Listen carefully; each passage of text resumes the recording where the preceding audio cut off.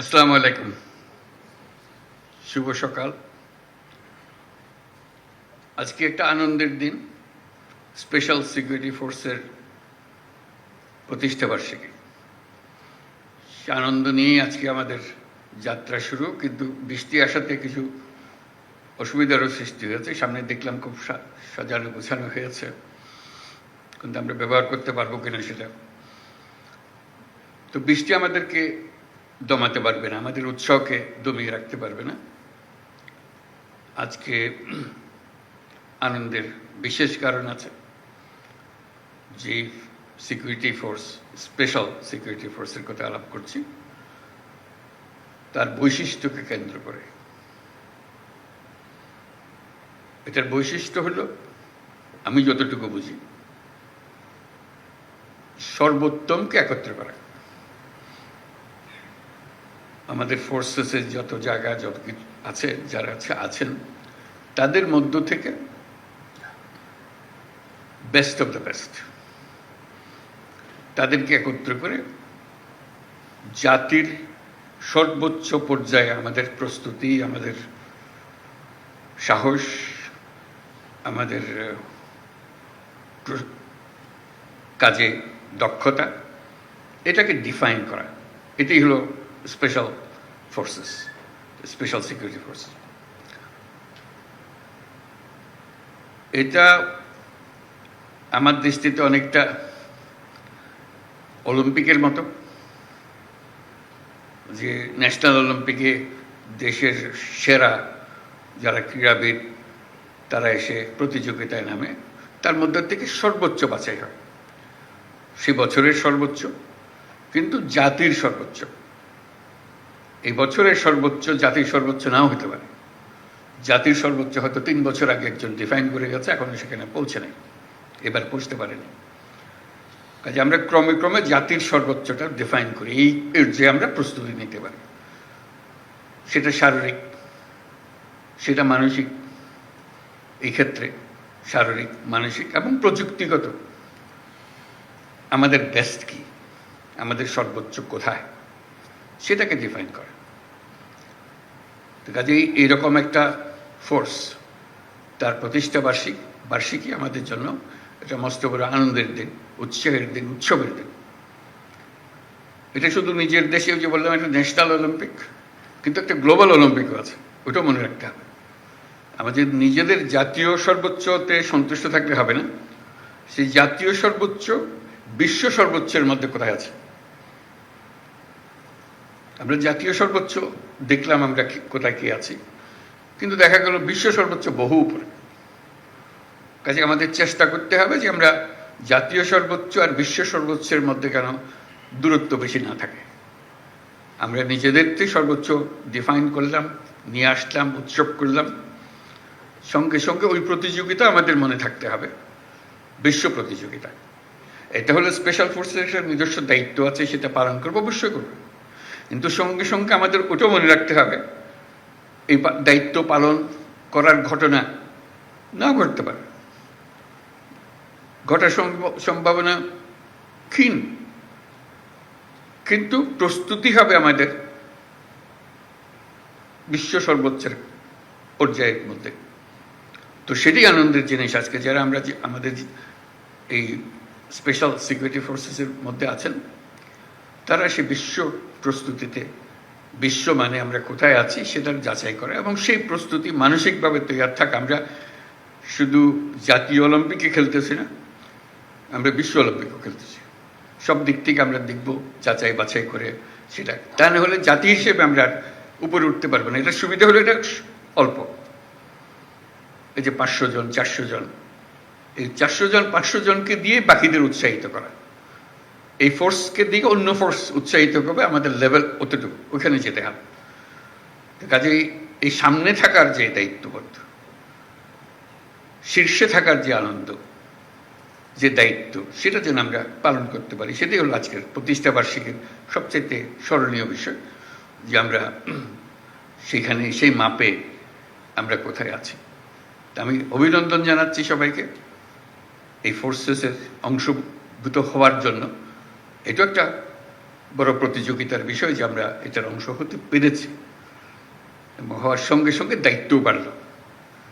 এটা যেন আমরা নামিয়ে না ফেলি, আমাদের যে মান সে মানে যেন আমরা নিচের দিকে না গিয়ে বরং উপরের দিকে আমরা উঠিয়ে দিতে পারি। প্রতিবার যখন এই ফোর্সেস গঠন হয়, সেই গঠনের মধ্যে আমরা প্রতিবারই ধাপে ধাপে উঠছি ও বিশ্বমানের কাছাকাছি চলে যাচ্ছি, এরকম যেন আমরা মনে রাখতে পারি। সেটা ছিল আমার প্রাথমিক বক্তব্য। আমি লিখিত যে বক্তব্য আছে সেটা পড়ে শোনাই। এসএসএফ এর ৩৯তম প্রতিষ্ঠা বার্ষিকী উপলক্ষে আয়োজিত এই অনুষ্ঠানে আমাকে আমন্ত্রণ করার জন্য ধন্যবাদ। প্রতি বছরের নিয়ে এবছরও এসএসএফ প্রতিষ্ঠা বার্ষিকী পালন করছে। এসএসএফ অন্য বাহিনীর তুলনায় একটি ক্ষুদ্র বাহিনী, তবে এর কাজের গুরুত্ব এবং সংবেদনশীলতা অনেক বেশি। এই বাহিনী আমার নেতৃত্বে ও তত্ত্বাবধানে পরিচালিত হয়। এসএসএফ একটি প্রশিক্ষিত ও সুশৃঙ্খল বাহিনী যারা আমার ও রাষ্ট্রপতির সার্বক্ষণিক নিরাপত্তা নিশ্চিত করে। এটা একটা দায়িত্ব। আমি যেটা বললাম সে দায়িত্বেরও বাইরে আরেকটা দায়িত্ব আছে, সেটা হলো বিশ্বমানে চলে যাওয়া। দেশের মান যেটা, সেটা আমাদের কারণে, এই বছরের কারণে আমরা যেন জাতীয় মানে নিচে না নামি, বরং জাতীয় মানে উপরে উঠি, আর হলো বিশ্বমানের কাছাকাছি বা সমকক্ষ হতে পারে।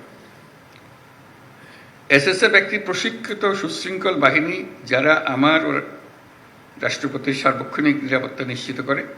বিগত 10 মাসে এসএসএফ দেশে বিদেশে অনেকগুলো গুরুত্বপূর্ণ দায়িত্ব দক্ষতার সঙ্গে পালন করেছে। আমি এসএসএফ এর সার্বিক পেশাদারিত্ব এবং আন্তরিকতা নিয়ে সন্তুষ্ট। এই জন্য এসএসএফ এর সকল সদস্যকে আমার ধন্যবাদ জানাচ্ছি। এসএসএফ বঙ্গভবন সহ আমার বাসস্থান, কার্যালয় এবং সকল ধরনের গমনাগমনের নিরাপত্তা নিশ্চিত করে। এছাড়াও ঢাকার অভ্যন্তরে এবং বাইরে বিভিন্ন অনুষ্ঠানে নিরাপত্তা নিশ্চিতের পাশাপাশি অনুষ্ঠান সুষ্ঠুভাবে সম্পাদনেও উল্লেখযোগ্য ভূমিকা রাখে। সম্প্রতি কক্সবাজার এবং রোহিঙ্গা ক্যাম্প পরিদর্শন, চট্টগ্রাম বন্দর, চট্টগ্রাম বিশ্ববিদ্যালয়ের সমাবর্তন অনুষ্ঠানে এসএসএফ অন্যান্য বাহিনীদের সাথে সমন্বয় করে সফলভাবে নিরাপত্তা নিশ্চিত করেছে। শুধু দেশের অভ্যন্তরেই নয়, দেশের বাইরেও আমাদের রাষ্ট্রীয় সফরগুলোতে এসএসএফ বিভিন্ন দূতাবাস এবং সংশ্লিষ্ট দেশের প্রোটোকল ও নিরাপত্তা বাহিনীর সাথে একযোগে কাজ করে সফরসমূহ সাফল্যমণ্ডিত করেছে। এছাড়াও বাংলাদেশে আগত মালয়েশিয়ার প্রধানমন্ত্রী, পূর্ব তিমুরের রাষ্ট্রপতি ও জাতিসংঘের মহাসচিবের রাষ্ট্রীয় সফরের সামগ্রিক নিরাপত্তা এই বাহিনী অত্যন্ত সফলতার সাথে সম্পন্ন করছে। সেজন্য আমি সবাইকে ধন্যবাদ জানাচ্ছি এই উপলক্ষে। বর্তমান বিশ্বে আধুনিক প্রযুক্তি ও তথ্য আদান প্রদান খুব সহজ হবার কারণে নিরাপত্তা হুমকির ধরন ও প্রকৃতি দ্রুত পরিবর্তনশীল। তাই শতভাগ নিরাপত্তা প্রদান করা খুবই চ্যালেঞ্জিং একটা বিষয়। বিভিন্ন সীমাবদ্ধতা সত্ত্বেও এসএসএফ সুষ্ঠুভাবে নিরাপত্তা নিশ্চিত করছে। আমি আশা করি এসএসএফ নিয়মিত বিভিন্ন ধরনের নিরাপত্তা হুমকি পর্যালোচনা করবে এবং সেগুলি মোকাবেলা করার জন্য যাবতীয় প্রস্তুতি গ্রহণ করবে। সম্প্রতি এসএসএফ যমুনার সাইবার নিরাপত্তা ব্যবস্থা সুসংহত করেছে। আমি আশা করি এসএসএফ একইভাবে এই কার্যালয়ের সাইবার নিরাপত্তা ব্যবস্থা উন্নত করবে। এসএসএফ একটি পেশাদার বাহিনী হিসেবে উন্নত প্রশিক্ষণ, উন্নত প্রযুক্তি, উন্নত মনোবলের সন্নিবেশে দিন দিন আরও উন্নতি সাধন করবে, এই আমার আশা। নিরাপত্তার খাতিরে এসএসএফকে বিভিন্ন ধরনের সীমাবদ্ধতা আরোপ করতে হয়, যা অনেক সময় জনভোগান্তির সৃষ্টি করে। এটা যে কোনো নিরাপত্তা বাহিনীকেই করতে হয় নিরাপত্তার খাতিরে। অতীতে শাহজালাল আন্তর্জাতিক বিমানবন্দরে ভিআইপি ফ্লাইটের জন্য প্রায় 1 ঘন্টা সকল ফ্লাইট অপারেশন বন্ধ থাকত। এতে করে অনেক ধরনের জটিলতার সৃষ্টি হতো। আমি এই নিষেধাজ্ঞা তুলে দিয়েছি। এতে সাধারণ যাত্রীদের ভোগান্তি লাঘব হবে, কিন্তু এসএসএফ এর দায়িত্ব বেড়ে গিয়েছে। আমি মনে করি জনবিচ্ছিন্ন না হয়ে বরং জনসংযোগ ও নিরাপত্তার মেলবন্ধনের মাধ্যমেই এসএসএফ তার উপর অর্পিত সকল দায়িত্ব সফলতার সঙ্গে পালন করে যাবে। আমি জেনে আশ্বস্ত হলাম যে এসএসএফ এর প্রশিক্ষণ, অস্ত্র, সরঞ্জামাদির আধুনিকায়ন প্রক্রিয়া চলমান রয়েছে। বিশেষ করে গত 5ই আগস্ট 2024 তারিখে এই বাহিনীর কিছু যানবাহন ও সরঞ্জামাদির ক্ষয়ক্ষতি হয়েছিল, যা অল্প সময়ের মধ্যে কার্যক্ষম করা হয়েছে। পাশাপাশি বাহিনীর আভিযানিক কার্যক্রম আরও বেগবান ও কার্যকরী করার লক্ষ্যে অত্যাধুনিক অস্ত্র সরঞ্জামাদির ব্যবহার ও দেশে বিদেশে উন্নত প্রশিক্ষণ গ্রহণের মাধ্যমে প্রতিটি সদস্যের সক্ষমতা বৃদ্ধির প্রক্রিয়া অব্যাহত রয়েছে। খুব শীঘ্রই এসএসএফ তাদের 12 বছরের পুরাতন বিএইচএফ রেডিও কমিউনিকেশন সিস্টেম পরিবর্তন করে সর্বশেষ মডেলের ইউএইচএফ রেডিও কমিউনিকেশন সিস্টেম সংযোজন করবে, যা তাদের আভিযানিক কার্যদক্ষতা বহুলাংশ বৃদ্ধি করবে। আমি জেনে খুশি হয়েছি যে এসএসএফ এর অত্যাধুনিক ইনডোর ফায়ারিং রেঞ্জের কাজ প্রায় সমাপ্ত এবং আগামী মাস থেকে এটা ব্যবহার করা সম্ভব হবে। এই ফায়ারিং রেঞ্জের জন্য ভূমি বরাদ্দ সহ অন্যান্য সহযোগিতা প্রদান করার জন্য বাংলাদেশ বিমান বাহিনীকে আন্তরিক ধন্যবাদ জানাচ্ছি। প্রিয় এসএসএফ সদস্যবৃন্দ, আমি জানি এসএসএফকে সার্বিক নিরাপত্তা নিশ্চিত করতে বিভিন্ন আইনশৃঙ্খলা রক্ষাকারী বাহিনী, সামরিক বাহিনী, পিজিআর ও গোয়েন্দা সংস্থাসমূহের উপর নির্ভর করতে হয়। তাই আমি আশা করব এসএসএফ সকল সহযোগী বাহিনী ও সংস্থার সাথে সুসম্পর্ক বজায় রাখবে এবং নিবিড় যোগাযোগ ও সমন্বয়ের মাধ্যমে তারা দায়িত্ব পালন করবে।